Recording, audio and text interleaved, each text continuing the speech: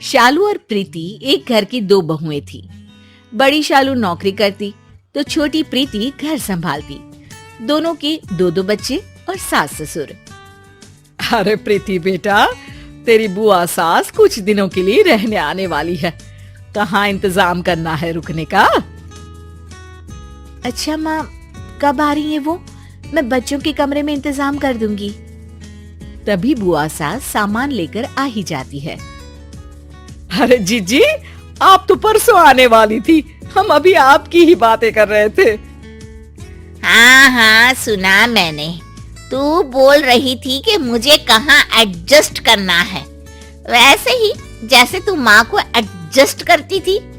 बेचारी एडजस्टमेंट में ही चली गई। और ये जो हार तूने पहना है ना, वो मुझे देने वाली थी।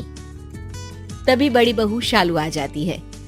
नमस्ते बुआ जी, ये हार तो माँ जी को दादी सा ने ये बोलकर अपने अंतिम समय में दे दिया था कि भगवान तेरे जैसी बहू सबको दे।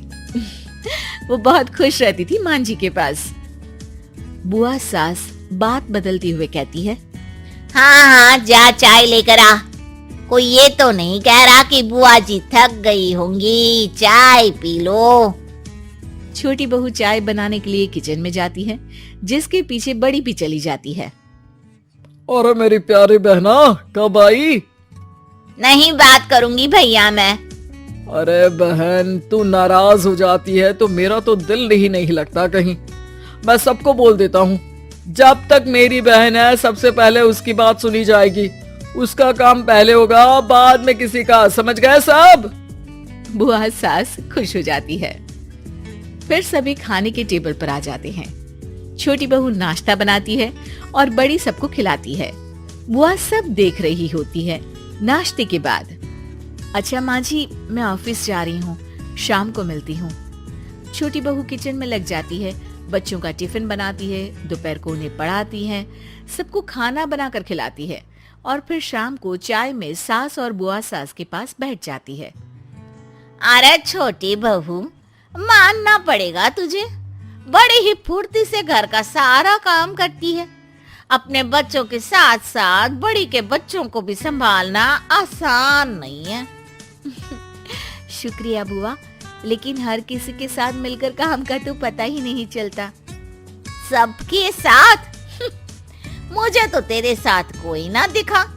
सुबह से देख रही हूँ तू ही चाय बना रही है और वो तेरी बड़ी वाली सबको दिखाने के लिए परोस रही है कि सबको लगे कि उसने बनाया है। अरे रे रे रे, कितना थक जाती है तू। और वो मैडम बनकर निकल जाती है। नहीं नहीं बुआ जी, ऐसा कुछ भी नहीं है। दीदी सुबह से उठकर माँ जी के मंदिर की तैयारी, घर की झाड़ पोछ और किचन में सबको परोसने के साथ बच्चों को तैयार करती है। हाँ, पर तू तो पूरा किचन देखती है ना, वो क्या पागल बना रही है वो तुझे? अरे नहीं नहीं, इतना ही नहीं, शाम को घर आते वक्त वो ताजी सब्जियां भी लेकर आती है, क्योंकि पतियों को आने में देर हो जाती है। फिर ऑफिस में भी तो सारा दिन काम करती है, रात के खाने में फिर किचन में लग जाती है। वो ना हो तो मैं कुछ ना कर पाऊं। ये बोलकर छोटी वहां से चली जाती है। फिर बड़ी शाम को ऑफिस से आती है। अरे प्रीति, ये सब्जी ले ले और पैकेट में तेरे फेवरेट सिंगर की सीडी है, वो भी निकाल लेना, मैं चेंज करके आ रही हूँ।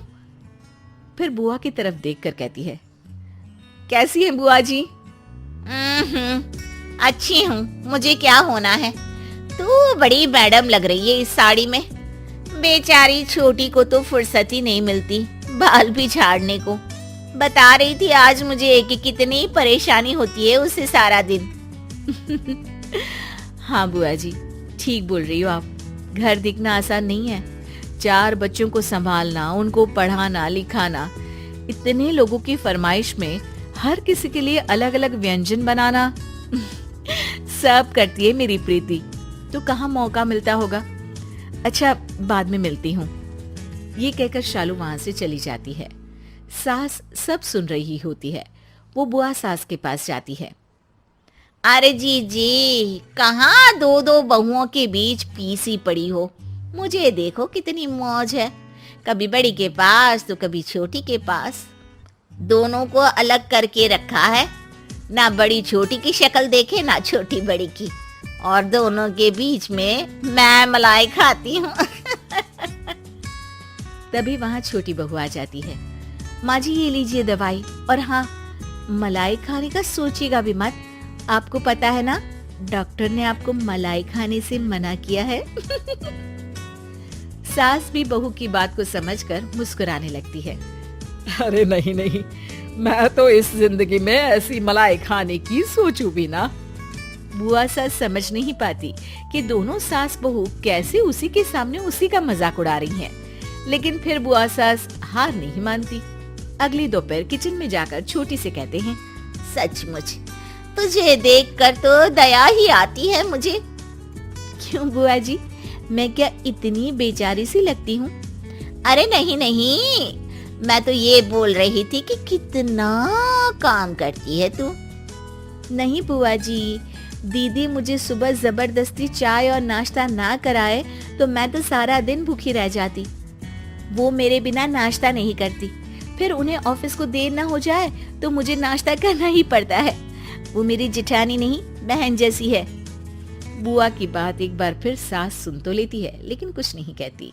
शाम को बुआ बड़ी से कहती है, कितनी मेहनत करती है तू, घर का काम, बाहर ऑफिस का काम।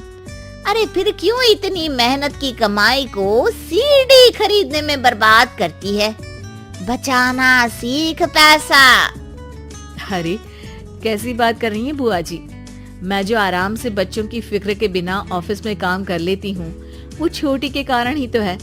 ना बाबा ना, मैं तो उसके बिना जीवन सोच ही नहीं सकती। वो मेरी छोटी बहन जैसी है। बहन का कोई शौक मैं पूरा कर सकूं, इसके लिए मुझे पैसे का मुंह देखने की कोई जरूरत नहीं है। अब तो क्या था, बुआ सास वहां से भी मुंह बनाकर बाहर आती है जहां खड़ी होती है सास। देखिए दीदी, एक बात बताती हूँ, ये दोनों बहन बनकर यहाँ रहती है। इस घर की मजबूत नींव है दोनों। बहुत लोगों ने कोशिश करी, लेकिन मेरे ही किसी अच्छे जन्म के कर्म होंगे कि कोई इन्हें भड़का नहीं पाया। तो ये घर आप रहने ही दीजिएगा।